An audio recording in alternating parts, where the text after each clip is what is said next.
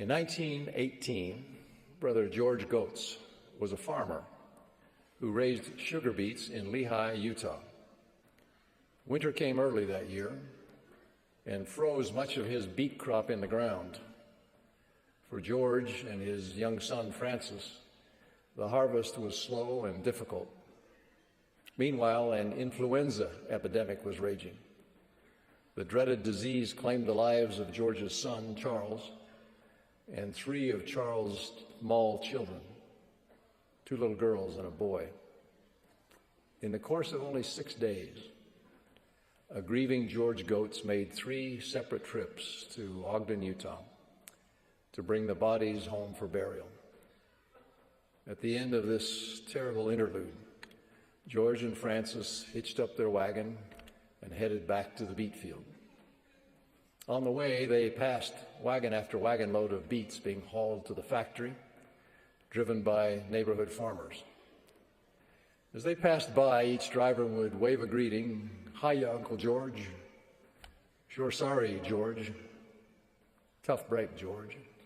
"You've got a lot of friends, George."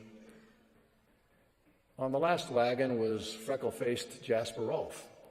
He waved a cheery greeting and called out, "That's all of them, Uncle George." Brother Goetz turned to Francis and said, "I wish it was all of ours." When they arrived at the farm gate, Francis jumped down off the big red beet wagon and opened the gate as his father drove onto the field. George pulled up, stopped the team, and scanned the field. There wasn't a sugar beet in the whole field. Then it dawned on him what Jasper Rolfe meant when he called out, "That's all of them, Uncle George." George got down off the wagon, picked up a handful of the rich brown soil he loved so much, and then a beet top, and he looked for a moment at these symbols of his labor as if he couldn't believe his eyes. Then he sat down on a pile of beet tops. This man who had brought 4 of his loved ones home for burial in the course of only 6 days, made caskets, dug graves, and even helped with the burial clothing. This amazing man who had never faltered nor flinched nor wavered throughout this organizing ordeal sat down on a pile of beet tops and sobbed like a little child.